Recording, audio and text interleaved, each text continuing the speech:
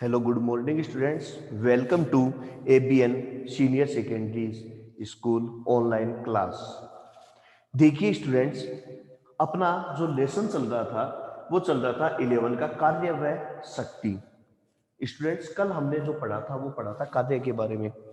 अभी स्टूडेंट्स, आपको आपने देखा होगा कि मैंने नाम लिखा है कार्य व शक्ति, जैसा कि लेसन का नाम है कार्य, ऊर्जा व शक्ति। लेकिन इस बार कोविड के कारण गवर्नमेंट ने कुछ पार्ट डिलीट किए हैं, लगभग 40% सिलेबस डिलीट किया है। तो उसमें से इस लेसन के अंदर जो डिलीट किया है वो ऊर्जा वाला पोर्शन सारा का सारा डिलीट कर दिया है गवर्नमेंट ने। ठीक है स्टूडेंट, तो ऊर्जा वाला लेसन आपके नहीं आएगा, ऊर्जा वाला टॉपिक आपके कोर्स में नहीं है इस बार। तो अब अपन देखते हैं कि कार्य के लिए हमने बताया था कि कार्य क्या होता है कि जब हम किसी वस्तु के ऊपर बल लगाते हैं, ठीक है, जब हम किसी वस्तु के ऊपर क्या लगाते हैं, बल लगाते हैं, और उसमें क्या होगा, विस्थापन पैदा होता है, तो उसे हम क्या कहते हैं, कार्य। या फिर उसमें कोई एंगल हो तो W गुणा S इंटू कोस थीटा। ये कार्य के बारे में हमने स्टूडेंट पढ़ा था। अब फिर उसके बाद में आगे देखिए स्टूडेंट कि एक चीज और जो कल वैसे आपको बता भी दी थी कि कार्य के प्रकार थे, धनात्मक कार्य, ऋणात्मक कार्य, शून्य कार्य। ठीक है, और शून्य कार्य वाला टॉपिक ज्यादा इंपॉर्टेंट है, ठीक है ना, ये ध्यान रखना।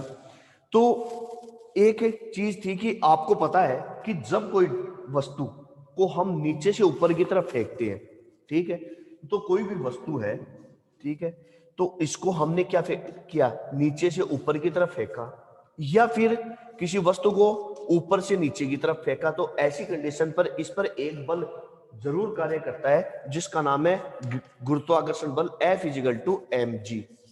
ठीक है ना, और जब इसको नीचे से ऊपर फेंका तो बल लगाया F, ठीक है, जो mg के रूप में कार्य करता है।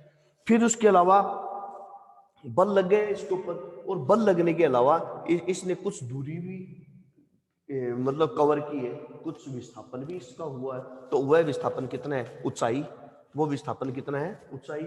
जैसे किसी बक्स को करते हैं तो कितनी दूरी तक विस्थापित, कितना विस्थापित होता है, S, तो वो तो सीधे समतल पर है, यह गुरुत्वाकर्षण के प्रभाव में है, तो हम विस्थापन को क्या बोलेंगे, H, ऊंचाई।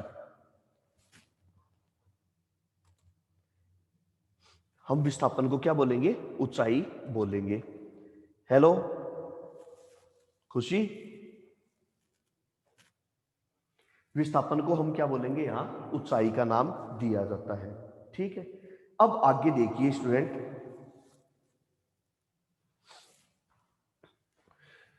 तो अब हम यह वैल्यू इसके अंदर पुट करते हैं कि W बराबर क्या होता है, F इंटू S। W बराबर होता है बल गुणा विस्थापन। तो अब आगे देखिए, हेलो खुशी, हेलो, हेलो। हाँ आवाज साफ आ रही है ना बेटा? हाँ।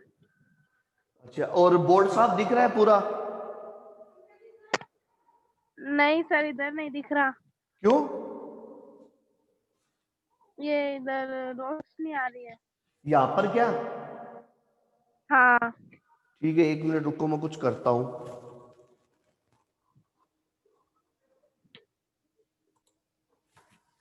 ठीक। हाँ तो स्टूडेंट देखिए, तो कार्य बराबर होता है बल गुणा विस्थापन, और जैसा कि अभी आपको बताया था, बल बराबर F बराबर क्या होता है, mg। बल बराबर होता है mg, और S विस्थापन H ऊंचाई के बराबर होता है। विस्थापन किसके बराबर होता है, ऊंचाई के। तो हम क्या लिख सकते हैं, W बराबर mg और S की जगह H, तो W बराबर mgh। तो कार्य का एक नया सूत्र पैदा हो गया, नया सूत्र हुआ, कार्य बराबर mgh। और ये चीज आपको पता ही है, W बराबर है कार्य, m बराबर क्या है, m क्या है यहाँ पर, द्रव्यमान। ठीक है, g क्या है, गुरुत्वीय त्वरण, और h है ऊंचाई, m द्रव्यमान। ये चीजें आपको ऑलरेडी पता है। ओके, फिर देखिए ये चीज रह गई थी, कार्य के यूनिट भी हो गई थी, जूल। ठीक है, कार्य का मात्रक क्या था, जूल, वो भी हो गया था। अब आगे देखो,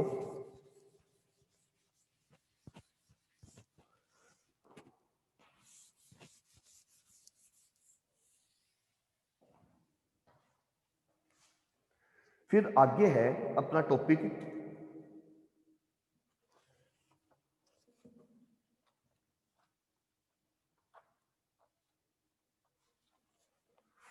ऊर्जा वाला है नहीं। अब देखिए न्यूमेरिकल है, तो एक पेज नंबर निकालो 145 पर। खुशी,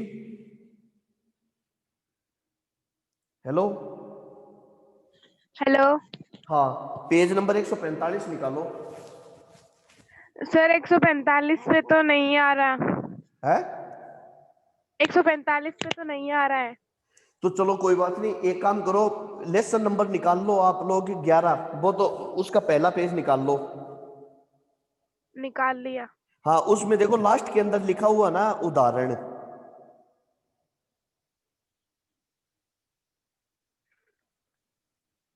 है ना उदाहरण फर्स्ट। हाँ हाँ, तो उदाहरण फर्स्ट देखो अब, और ध्यान रखना कि जो कार्य है वो है एक अदिश राशि है, ठीक है, न कि सदिश। अदिश राशि होती है कार्य। तो अब देखो, यदि सफर में जाते समय आप 12 किलोग्राम के एक थैले को धरती से 1.5 मीटर अपनी पीठ पर रखते हो तो कितना द्रव्यमान कितना है। उदाहरण है फर्स्ट, जिसमें पहला है कि एक थैला है जिसका द्रव्यमान m बराबर कितना है 12 किलोग्राम। 12 किलोग्राम का एक थैला कितनी ऊंचाई पर उठाया, h बराबर कितना है 1.5 मीटर। 1.5 मीटर की ऊंचाई पर इसने उठाया, ठीक है। तो कितना कार्य किया, तो इसमें g की वैल्यू भी कितनी दी हुई है आपको, ऑलरेडी दी हुई है 10 मीटर पर सेकंड स्क्वायर, और कार्य कितना किया ये आपको इस तरीके से एग्जाम में करना है। फिर आगे देखो, अब आगे क्या लिखना आपको, सूत्र ध्यान रखना, सूत्र। और सूत्र के अंदर क्या लिखोगे, W बराबर mgh, W बराबर mgh, इस तरीके से, क्योंकि एग्जाम में नंबर लिखने के तरीके के होते हैं। अब देखो आपने लिख दिया W बराबर mgh, अब वैल्यू पुट कर दो, तो W बराबर m कितना था 12 गुणा g कितना था 10 और h कितना था 1.5, और 1.5 को 10 से गुणा करो कितना आया 15, और 15 को 12 से गुणा करो 180। तो W बराबर क्या जाएगा 180, और इसका मात्रक क्या होता है जूल, तो 180 जूल, और यह आ गया आपका आंसर। तो स्टूडेंट्स पहला आंसर आ गया 180 जूल। नेक्स्ट देखिए, नेक्स्ट उदाहरण सेकंड है, ये क्या बोल रहा है देखो ध्यान से, ये मैं मिटा रहा हूं।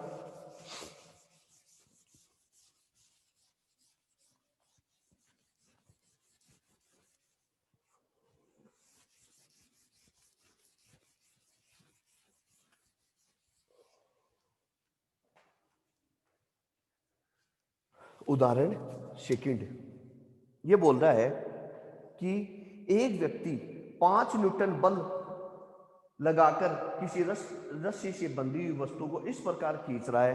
तो एक व्यक्ति बल लगा रहा है, कितना, F बराबर कितना है 5 न्यूटन, N लिख देना। 5 न्यूटन बल लगाकर खींच रहा है और क्षैतिज से वह 30 डिग्री का कोण बना रही है। तो जब वह उस रस्सी को यूं खींच रहा है तो वह धरती से कितना कोण बना रही है, थीटा कितना है 30 डिग्री, और कौन सा थीटा, कोस थीटा, ध्यान रखना कोस थीटा 30 डिग्री। और स्टूडेंट जैसा कि मैथ में आप लोगों का पढ़ा हुआ है कि कोस 30 डिग्री, कोस 30 डिग्री का की वैल्यू क्या होती है, जो साइन 60 डिग्री की होती है, और साइन 60 डिग्री की वैल्यू कितनी होती है √3/2, तो √3/2 वैल्यू होती है।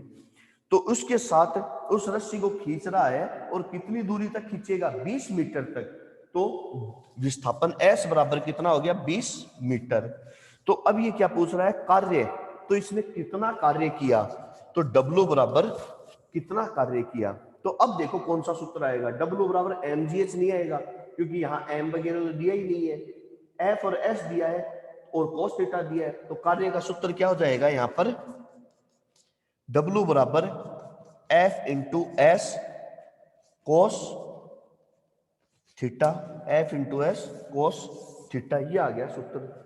अब आगे देखिए, अब इस सूत्र के अंदर वैल्यू पुट कर दो, तो W बराबर क्या आ जाएगा, F की वैल्यू कितनी है 5, S की वैल्यू 20 होगी 20, और इसकी वैल्यू कितनी है √3/2। अब देखो 5 गुणा 20 100, W बराबर 100 गुणा √3 की वैल्यू कितनी होती है 1.732, मैं तुम्हें पढ़ा हुआ है ना, ठीक है। जैसे कि √2 की वैल्यू 1.4142, तो √3 की क्या होती है 1.732/2, गुणा कर लो कितना जाएगा 173.2, तो W बराबर 173.2/2, काट दो, काटोगे तो क्या आ जाएगा 2 8 16, 2 6 12 और 2 6 12, तो क्या आ जाएगा W बराबर क्या आ जाएगा 86.6 जूल। तो W बराबर आ गया 86.6 जूल। सर हाँ हेलो हाँ जी, सर, इसमें ये 1.732 के नीचे 2 है ना? हाँ 1.73.2 हाँ, आ गया, समझ में आ गया क्या? आ गया। Very good. और यहां पर आप क्या लिखोगे आंसर। हाँ भाई खुशी, कोई दिक्कत? नहीं सर, आ गया ये। Very good. चलो, तो ये हो गया उदाहरण नंबर 2। अब मैं इसको आगे इरेज कर देता हूं। ये हो गया आपका टॉपिक कंप्लीट, आपका कार्य का। नेक्स्ट है स्टूडेंट शक्ति। नेक्स्ट अब लास्ट में निकालो आप लोग, और वो है शक्ति। तो नेक्स्ट टॉपिक नई हेडिंग डालो शक्ति।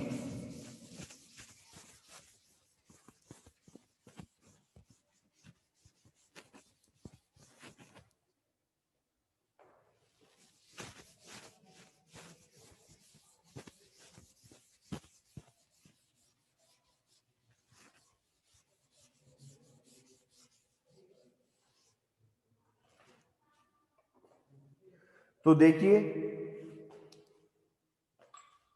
नेक्स्ट है शक्ति, यानी पावर। इसको डिनोट किया जाता है पी से, ध्यान रखना। इसको किससे इंडिकेट किया जाता है, पी से, पावर से। हाँ भाई, अब खुशी मुझे ये बताओ कि पावर शक्ति क्या होती है, कोई बता सकते हो क्या शक्ति का मतलब क्या होता है, बताओ। सर, किसी वस्तु को एक स्थान से दूसरे स्थान तक ले जाना। नहीं नहीं, वो तो कार्य होता है बेटा।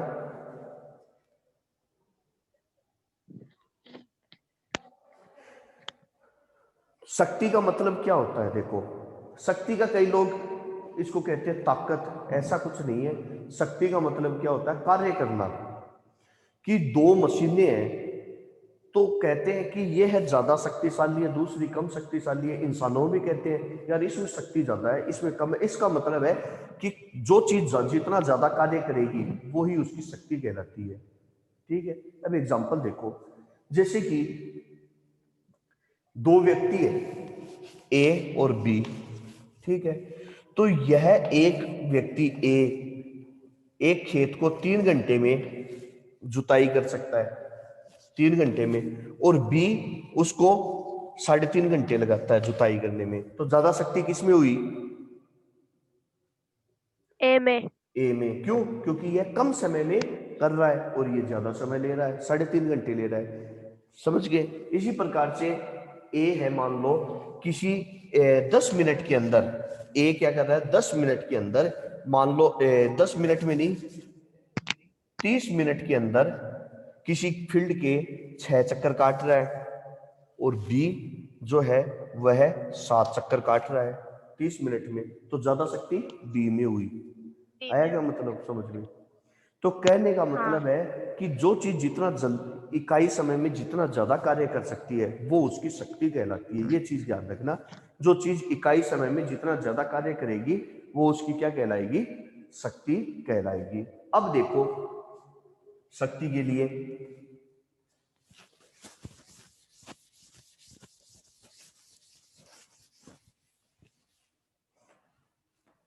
अब देखो शक्ति बराबर शक्ति शक्ति P बराबर क्या हो जाएगा, कार्य बटे समय, कार्य बटे समय। अब देखिए कि कार्य बटे समय यानी कि कार्य को किससे इंडिकेट किया जाता है, W से, और समय को T से, यानी शक्ति P बराबर क्या होगा, W अपॉन T।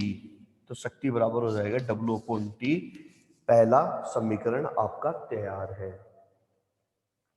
ठीक है, अब देखिए, अब हम बात करते हैं इसकी परिभाषा की, कि शक्ति की परिभाषा क्या होगी वो देखते हैं।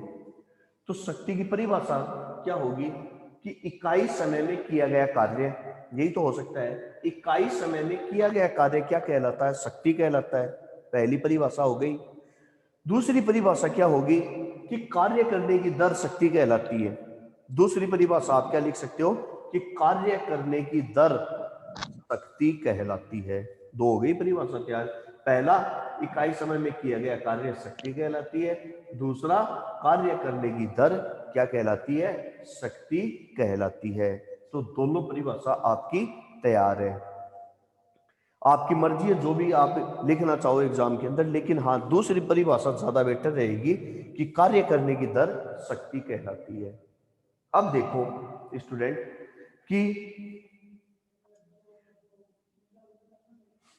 कि शक्ति की जो परिभाषा है, चाहो तो आप लिख सकते हो कि कार्य करने की दर शक्ति कहलाती है। लिख लो, कार्य करने की दर क्या कहलाती है, शक्ति कहलाती है। अब देखिए आगे,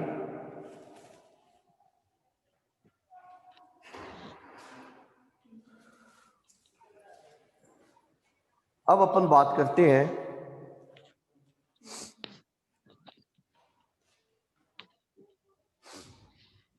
अब देखो, अब आपको पता है कि W अपॉन T होता है, ठीक है।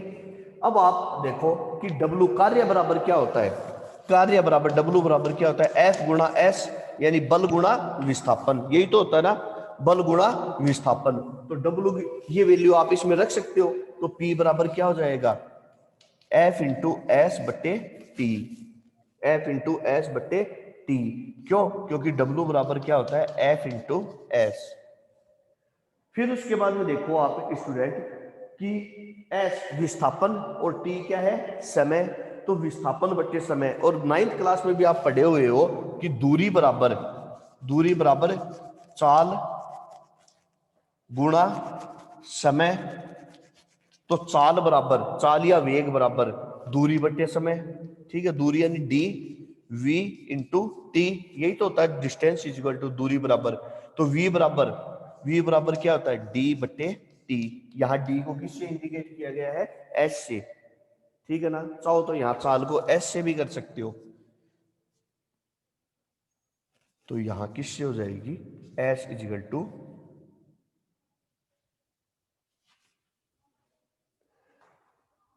इसको आप ऐसे समझ लो कि दूरी को आपने इंडिकेट किया है,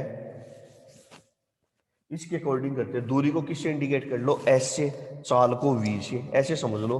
तो क्या हो गया, एस बराबर वी इंटू टी, तो वी इक्वल टू क्या हो जाएगा, एस बटे टी, यानी दूरी बटे समय या विस्थापन बटे समय, ठीक है। तो यहाँ पर यही तो है ना, विस्थापन बटे समय बराबर क्या हो गया, वेग। तो यहाँ पर आप वैल्यू लिख सकते हो कि क्या लिख सकते हो, P बराबर एफ वी, नेक्स्ट सूत्र बन गया P बराबर एफ वी, समीकरण नंबर 2। क्यों एफ वी क्यों हुआ, क्योंकि V बराबर एस बटे टी। तो आप यहां पर आप बता सकते हो कि V बराबर क्या होता है, एस बटे टी होता है। हाँ ठीक है, समझ में आ गया, हेलो, हाँ सर। समझ में आ गया क्या, हाँ आ गया। ठीक है, अब आगे देखो, ये उतार लो आप पहले।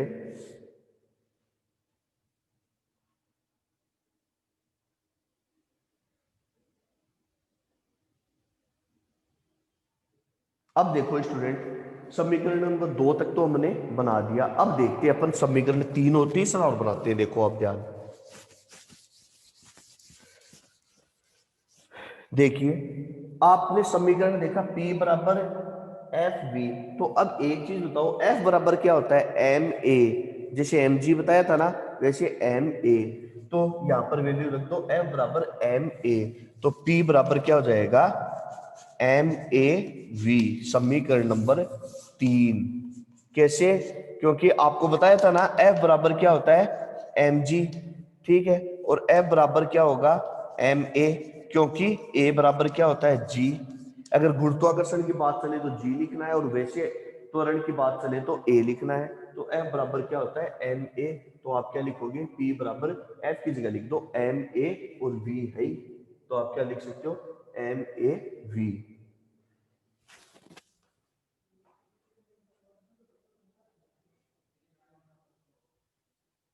तो ये हो गए हमारे सूत्र तैयार। क्योंकि स्टूडेंट ये न्यूमेरिकल में भी काम आएंगे, एग्जाम में पूछे जाए तो आपको ये सारे के सारे दर्शाने हैं। तो पहले आ जाएगा शक्ति के बारे में। शक्ति क्या होता है? कार्य करने की दर शक्ति कहलाती है, या इकाई समय में किया गया कार्य क्या कहलाता है? शक्ति कहलाता है। इसके अलावा आपको क्या लिखना है फिर इसके बारे में? ये डेरिवेशन आपको तीनों के तीनों दर्शा देने हैं। फिर है उसके बाद में मात्रक।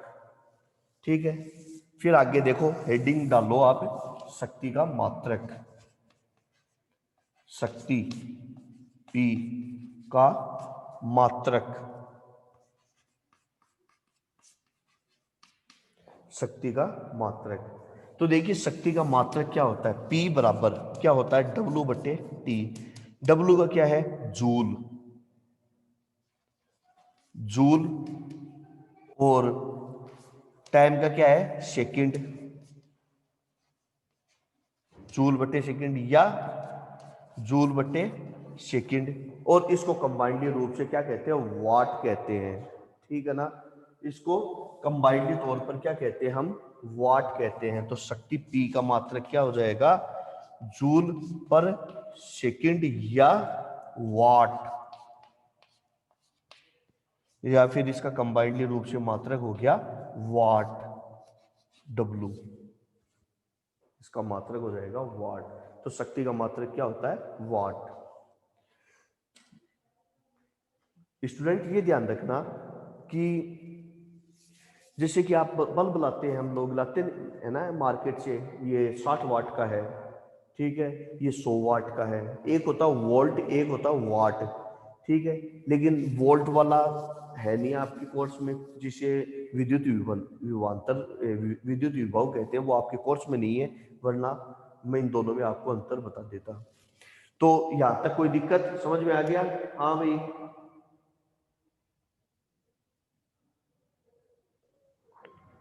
कुछ समझ में आ गया?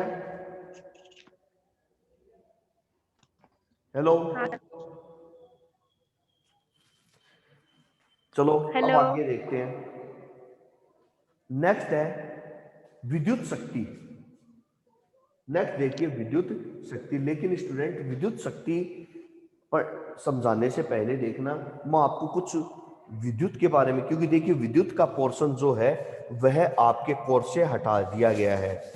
ध्यान रखना कि विद्युत का जो पोर्शन है वो आपके कोर्स में नहीं है, लेकिन फिर भी विद्युत की कुछ टर्मिनोलॉजी है वो समझनी बहुत जरूरी है। क्योंकि अगर वो नहीं समझोगे तो फिर उसके बाद में ये भी नहीं समझ में आएगा। तो अब जो चीज है, मैं एक बार थोड़ा सा आपको विद्युत का पोर्शन करवा रहा हूं, जो कि आपके कोर्स में नहीं है, लेकिन फिर भी करवाना जरूरी है, क्योंकि उसके फॉर्मूलाज है वो काम में आएंगे आपके इसके अंदर। तो देखो, थोड़ा सा आप समझ लो इसको कैसे क्या है।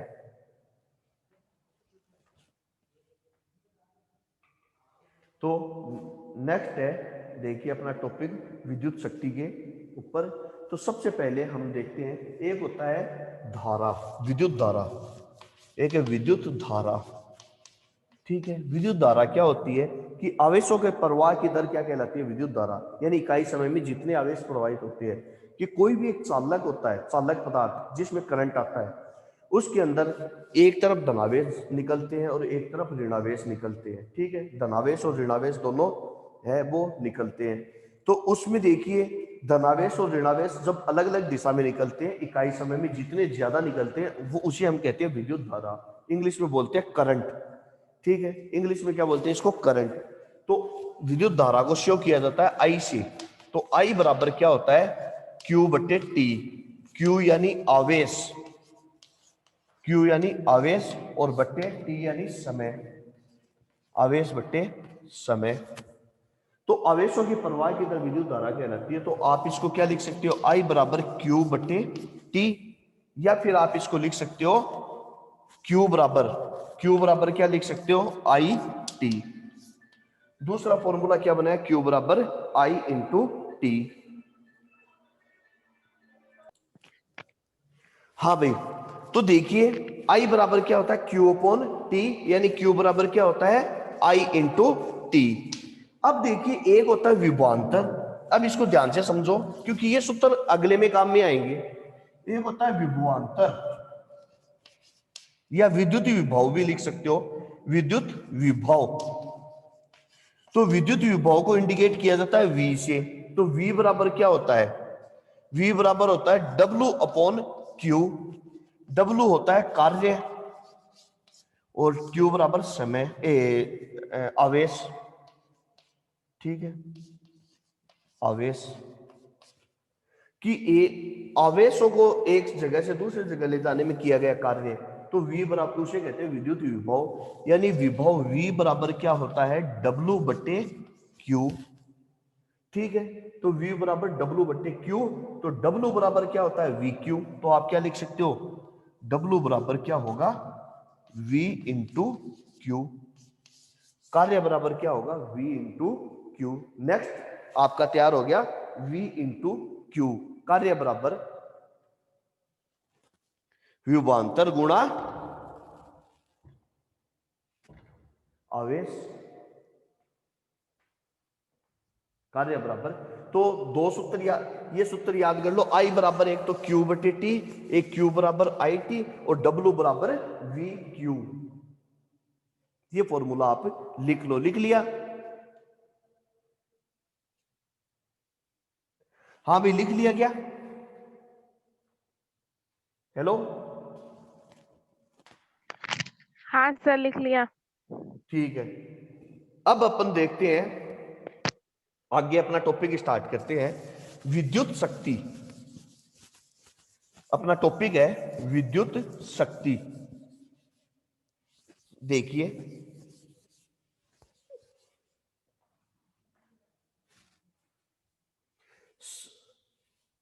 अगला है विद्युत शक्ति। इसको मिटाना ही पड़ेगा पूरे को ही।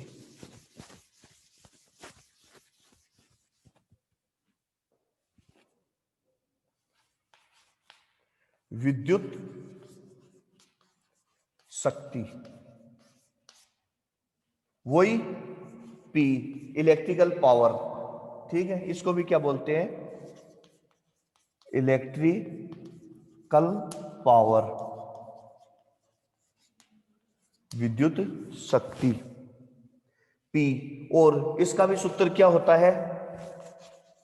कार्य। सूत्र क्या होगा इसका? कार्य बटे समय, कार्य बटे समय, यानी P बराबर कार्य W बटे समय T। ठीक है, कार्य बटे समय। तो देखो P बराबर क्या होगा? W बटे T। इक्वेशन नंबर फर्स्ट ऐसी कैसी है जैसा पहले करवाया था। अब चेंजिंग आएगी स्टूडेंट कि पहले हमने सामान्य कार्य की बात की थी, अब है विद्युत। तो अब हम इसमें विद्युत वाले सूत्र लगाएंगे। तो अब यहां पर W बराबर F इंटू एस नहीं लगेगा। अब W बराबर क्या लगेगा? जैसा कि आपको बताया था ना, V बराबर W अपॉन Q। तो W बराबर क्या आ जाएगा? V into Q. तो ये सूत्र लगेगा। तो P बराबर क्या आ जाएगा? अभी बताया था ना आपको, तो P बराबर क्या आ जाएगा, V into Q upon T, V into Q upon T. Equation number आ गया सेकंड। फिर आगे देखिए स्टूडेंट, आगे का अपन देखते हैं कि नेक्स्ट है कि इसमें P बराबर वी क्यू। अब बताओ Q बराबर क्या होता है। तो स्टूडेंट अभी बताया Q बराबर आई टी। देखो विद्युत धारा बताई थी I बराबर Q अपॉन टी, अभी बताई थी ना, I बराबर Q बटे टी बताई थी। तो Q बराबर क्या हो जाएगा, ये गुणा हो जाएगा, तो क्या हो जाएगा I into T, I into T, I into I into T. ठीक है, तो P बराबर क्या हो जाएगा, V क्या हो जाएगा, V आई टी बटे टी। और देखो स्टूडेंट T और T से T कैंसिल हो गया, T से T कैंसिल हो गया, तो P बराबर क्या हो जाएगा, V आई। तो P बराबर हो जाएगा V आई, विभवांतर गुणा धारा, विभवांतर गुणा धारा। तो ये हो गया इक्वेशन नंबर 3, क्योंकि यहां पर आपने कर दिया Q बराबर क्या होता है आई टी, यहां पर आप लिख भी सकते हो कि Q बराबर क्या होता है आई टी। तो P बराबर क्या हो गया, वी आई विभवांतर गुणा विद्युत धारा। अब स्टूडेंट इसके बाद में आता है इसका मात्रक। तो आपको इसका मात्रक वो का वही आएगा वाट। ठीक है, इसका मात्रक जूल बटे सेकंड या वाट। तो विद्युत धारा का मात्रक सॉरी विद्युत शक्ति का मात्रक वही होता है जो शक्ति का होता है, ये ध्यान रखना स्टूडेंट। कितना होता है वाट। और एक ध्यान रखना स्टूडेंट, एक लाइन इंपॉर्टेंट है, लिख लो जो लिखवा रहा हूं कि एक, ये नोट करके लिख लेना नीचे, नोट कि एक अश्वशक्ति, अश्वशक्ति, अश्वशक्ति का मतलब होता है हॉर्स पावर। अश्वशक्ति HP हॉर्स पावर बराबर, एक हॉर्स पावर बराबर 746 वाट होते हैं। एक अश्वशक्ति बराबर कितने होते हैं, यानी 1 HP बराबर कितना होता है 746 वाट होते हैं। ये चीज ध्यान रखना, HP यानी हॉर्स पावर। ठीक है स्टूडेंट, तो आज के साथ अपना ये लेसन कंप्लीट हुआ। फिर कल हम इससे रिलेटेड न्यूमेरिकल करेंगे। ठीक है स्टूडेंट्स, और खुशी कल ये आज ये लेसन कंप्लीट हो गया है और थोड़ा सा और बच रहा है 1 kWh। और कल इसके लास्ट के क्वेश्चन आंसर भी देख लेना, अगर कुछ समझ में नहीं आ रहा है तो वो पूछ लेना। Okay students, thank you, have a nice day.